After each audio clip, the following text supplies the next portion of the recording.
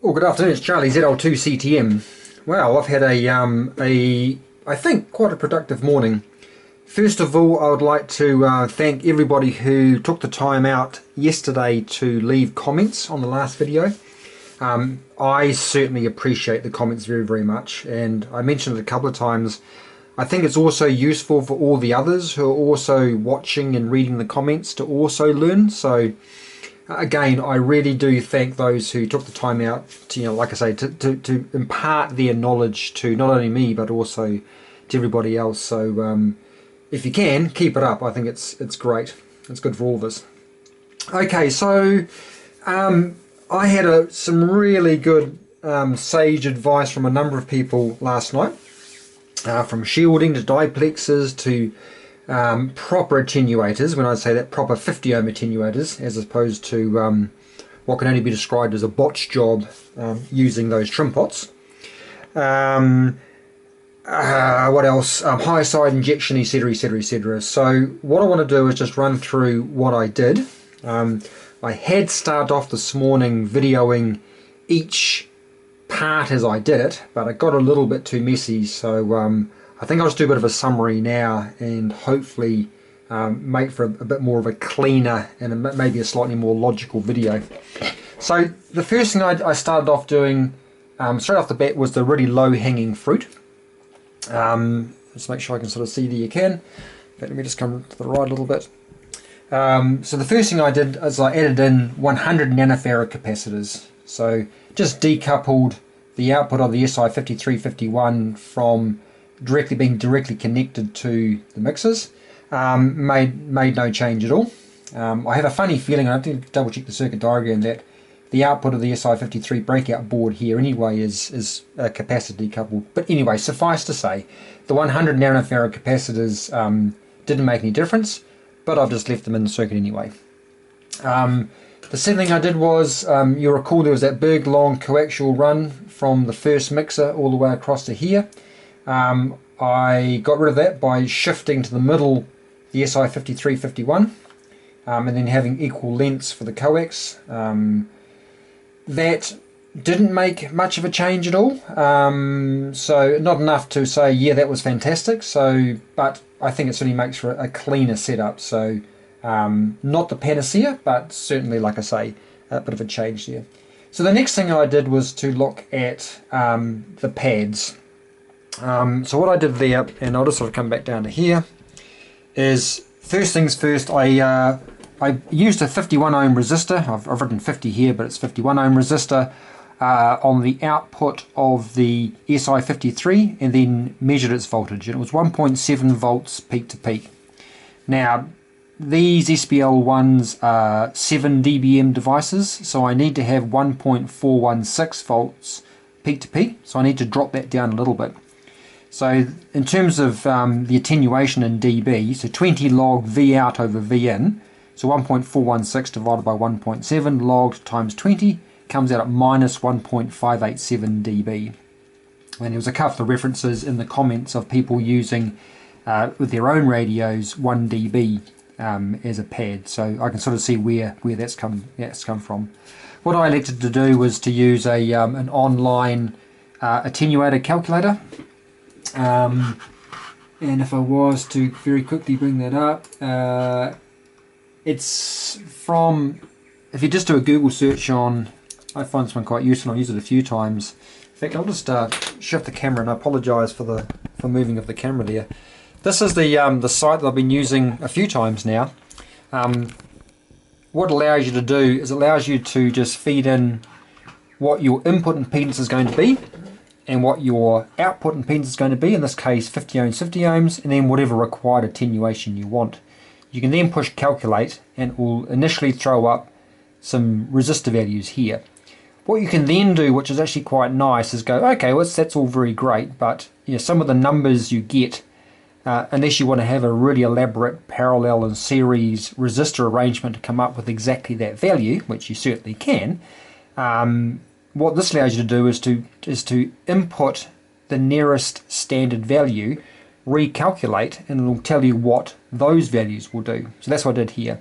So 470 ohms, 470 ohms, 10 ohms gives me a forward attenuation of 1.79 and an input and output impedance of roughly 50 ohms, so 49.3. So yeah, close enough for a government job, as we say. So that's exactly what I did down here. So that's what we can see there. 470, 470 and 10 ohms gives us 1.79. I threw that in, and no real change in terms of all the noise and what we had yesterday. However, I totally acknowledge that that was the proper approach, and at the end of the day, you know, we're trying to be as accurate as we can, and if that's a 7 dBm device, then arguably that's what you should be driving it at. So this was certainly an appropriate thing to do, and also was quite rightly pointed out, because this is roughly 50 ohms, it then forces the mixer, the SBL1, to see a arbitrary 50 ohm load, as opposed to whatever the output impedance is of the SI5351. So yeah, totally acknowledge that as being a good thing to do. The next thing I tried was the high side injection, and I've written here huge improvement, and what I want to do is just do a quick demo of that now. So we're going to swap back to the radio. The radio itself is currently using low side injection. In other words, the software is exactly the same as we had yesterday. Ignore those two filters, I'll talk about those later on. Because it's on low side injection, they're effectively not doing anything in terms of filtering. So as we saw yesterday, sort of noise through it, sort of this and that, and just not very nice. What I'm going to do now, I'm going to quickly squirt up a high side injection load. So let's go back to here. That's the low side, that is the high side. Compiling, hopefully it shouldn't take too long. I'm just going to, we should start to see those flash, yes we are. So we're now just uploading into it the high side injection. So now the beat frequency oscillator is now going to have to be on the lowest. This was the pass band of the filter. It's now going to be sitting on the lower side because we're now using high side injection. In other words, BFO plus our desired frequency equals our VFO. We're now sitting up in the region of 15 odd megahertz. So where was I going with that train of thought? I've just lost it. So we get sideband inversion. So we need to now swap the BFO to be the lower side. So now we're on high side injection, and I wrote down huge improvement, and I think you'd agree. So all the way through now, that's 7.8. We're going to get a burp at 199, which we've always got. But generally speaking, that is a huge improvement. So that was good. Now the next thing I wanted to try was to filter the output, and why I did that was based on, oopsie daisy, my apologies there, was based on an email I received, which I won't mention who it was, but he had been in dialogue with the engineers at Mini Circuits, so the engineers that developed the SBL1, and after several months of dialogue backwards and forwards, he managed to nail down a few things which in my email back to him I said this is gold, and it certainly changed my way of thinking about using the SBL1.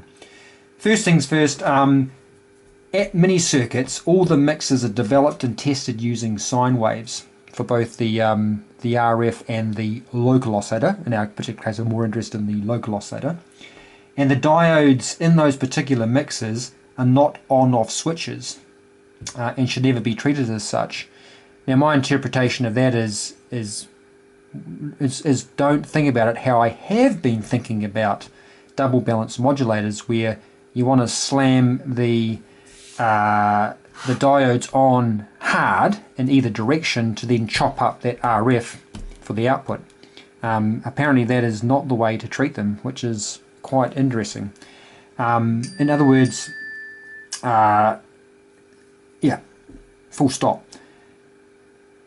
which made me think, well, okay then, so that sounds like you really should be using sine waves for the local oscillator. So having made that determination, I thought, right, I'm going to filter the output. The other thing too, interesting enough, and I'll mention now because if I don't, I'll forget it.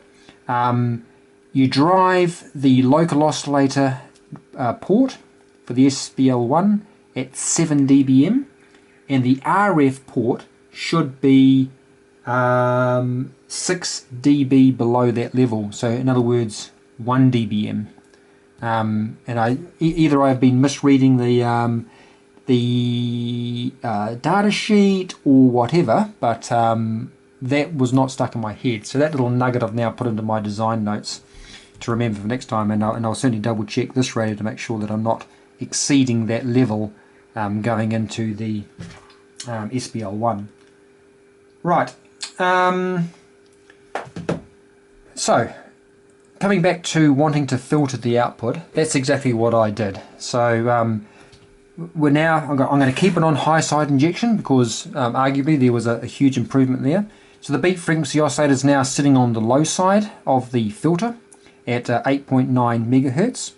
So given a square wave is made up of the fundamental and then the third harmonic or odd harmonics, I'm going to set the -3 dB point for an LC Butterworth filter, and I'll use a third order one, to be at the second harmonic roughly. So in this particular case, I'm going to set it to be 18 megahertz. Again, there's quite a nice online filter calculator which I used, and I'll just switch back to the screen up here, and that's it there. It's nothing elaborate, but it's certainly quite nice and seems to work reasonably well, from Day Counter Inc., whoever they are. But here you can dial in what your -3 dB point frequency is going to be, what your termination resistance is going to be. So in our particular case, we want to have 50 ohms, and then whatever order you want, and then either capacitor or inductor. So that'll be our low pass filter and that'll be our high pass filter. And then by doing exactly that, so if we were to type in a number, say 18 megs, 50 ohms, and we'll go with say third order, and then we'll get our values here. So our in fact, this is a high pass filter, but never mind. Suffice to say, there's your values there. So 176 picofarads, and then 0.88 microfarads. But yeah, quite a nice little calculator there. So that's exactly what I used to come up with the values down here. Let me just grip that up again. Oopsie daisy, my apologies. As you can see, I've got a professional setup here. Right, so again, just recapping, 18 megahertz was the -3 dB point. Using that filter calculator came out with 0.44 microfarads, microhenries more the point, and 353 picofarads. I used one of the small little T37-6 devices, so that's good for the frequency range that we're wanting to use, which comes out to be roughly 12 turns for the inductor, and then the capacitor, so 353, I just elected to use a 330 in parallel with a 27, which comes up to pretty close to 350, well in this case 357 picofarads. Now for the variable frequency oscillator, a little bit different. So for the 80 meter band, it's going to be varying from somewhere between 12.49 and 12.89 megahertz here in New Zealand. And then for the 40 meter band, it's going to be 15.99 to 16.19 megahertz. So trying to find a filter to cover both of those, I'm going to run with 24 megahertz. So the second harmonic roughly of 12, it's sufficiently high enough so this one's not being filtered too much, so I think that's probably about right. So that's exactly what I did. Same process as before. It comes out to be 0.33 microhenries and 265 picofarads. Use the same core again, so T37-6. So 0.33 mic comes out at 10 turns, and 265 puff, I just used a 270 picofarad capacitor as being close enough. And that's exactly what's in the circuit now. So if we were to zoom up on, say, the input mixer, that's exactly what we see there. So the two T37-6 coils there. This one here is for the input mixer, so it's going to be 10 turns, and then our capacitor down there. Coming out of that into our decoupling capacitor, which we've just left in circuit for the sake of it, and then into that 1.76 odd dB 50 ohm pad leading into the relay, then switches it between the transmit receive sides. And then same logic down on the beat frequency oscillator, say again the product detector or the balance modulator side, with our beat frequency coming in. And so that's essentially where we're at. So just running through that frequency, or running through those frequencies more the point, seems to be quite an improvement. We're getting now into the broadcast band there, so about. What we do have though, if I just come back down to 7.1 megs, that is broadcast coming through. I wouldn't buy that particular album, doesn't sound too good, but there is a bit of broadcast band coming through at 7.1. Not very much though, so it's not splattering across the whole band, it's just a few kilohertz either side. And then down at 7.5, 05 I should say, again a few kilohertz, 10 odd kilohertz worth of, or maybe 20 kilohertz worth there of what is, I'm pretty sure, broadcast band as well. But other than that, apart from that, which, you know, I had to think about how that may disappear, and I honestly can't remember if that was there before all the changes were made to the circuit. It may or may not, but interesting enough. If I do disconnect the input to the first mixer, it certainly disappears. Well, that's the other thing too. I'll go and double check my notes, but it sounds like that the SPL1 cases should be grounded to earth, which I've never done before. So I'm just going to double check that one, and I believe that was the case. Hang on, let me just sort of stay there.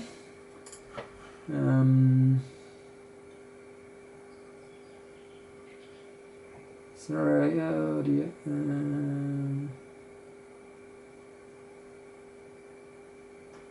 Yeah, again, the advice coming from the mini circuits engineers talked about the case of a mini circuit mixer should be soldered to the ground plane. So that's interesting. That's something I've never done before, so maybe I'll do exactly that. So down here, for example, on these faces here, I'll just put a little tag down to earth. So that's of interest. Okay, well, I'm not quite sure what else to do at this stage of the game. The other advice that came in and the other suggestions were adding in diplexers, and I think that's a very good idea. So I'm just wondering if there should be a diplexer after every mixer. So one after the first mixer leading into the first IF amp, one after the product detector before outputting the audio. If one should be there, and then on the transmit side, our balance modulator, and then our final step-up mixer there to get our final RF out. So I'm just wondering if there should be diplexers also on those. So maybe for a start I'll just do the receivers, one there and one over here, and see how that plays out. Right, what else I want to cover? Oh, the other thing too was shielding. In fact, a couple of other things I did try doing. I didn't do any shielding at this stage, and I don't know if I want to. I don't know if I'm going to gain anything more. Potentially that BCI there, but if I disconnect that RF there leading into the first mixer, that BCI disappears. So it's definitely getting in somewhere in this input circuit here. That's the antenna ramp on off. So shielding was certainly another bit of advice. And then the other thing too I did try doing was trying to filter the input or the VCC line coming into the Arduino/SI5351. In this particular circuit here over the back, there is a 7805 5 volt regulator. So 12 volts coming in, or in this particular case 13.8 volts coming in, being dropped down to 5 volts, which is feeding this part here. So I did a couple of things. First, I tried putting an RFC in here just to, I guess, knock back any potential for radio frequency noise to feed back up the VCC line and then into the other parts of the circuit. Noting we'd have to get past the regulator anyway in the first place. And then I also dropped, and they're actually still in place, over the back there is a 100 nanofarad capacitor, and I've left one in down here just between, in this particular case the one down here, between 5 volts and ground, and then over back here it's between the 13.8 volts coming in and ground. When I did all three, and I've taken the inductor out now because it was causing a little bit of had some other artifacts was being introduced. Honestly, it didn't make any difference that I could hear or see. Well, see on the scope, more the point. So I elected to take the RFC out, and I've just left those two capacitors in for good practice. So that was another thing I tried. What else did I try? That's about all. I totally cocked up the values of these inductors, say again these pads for a start. I'm pretty sure I incorrectly measured the open circuit output of the SI5351 and then did the dB pad based on that to get down to 1.416 volts, whereas what I should have done and what I did in the end was dropped it across a 50 ohm resistor or 51 ohm resistor, measured the voltage, and then that was the starting point for the design of that particular 50 ohm pad there. Funny enough, with a 9 dB, I actually ended up with a 9 dB pad. It actually sounded pretty good, so I was clearly not driving that filter, say again, that mixer there at 7 dBm, but still seemed to be okay. Which is probably in line, to be fair, with the incorrect process from the last radio, or the last configuration of this radio, where I had that that botched pot sitting over the output there. So that was certainly driving, in that particular case, the AD-1s at something would have been significantly lower than 7 dBm. Rightio, I am going to call it quits here. I'll throw this video on up. Again, more than happy to receive comments. I think it's great for everybody to hear other people's advice and ideas. As one person even put, just thinking out loud, I do that all the time. And I think that's fine, just sort of gets the old thought processes flowing. So at the moment, I think my problem is this little bit of BCI there, so I'm just wondering if I need to throw a broadcast band filter just on the input there. That might be a way of just knocking it back just before it gets into that mixer.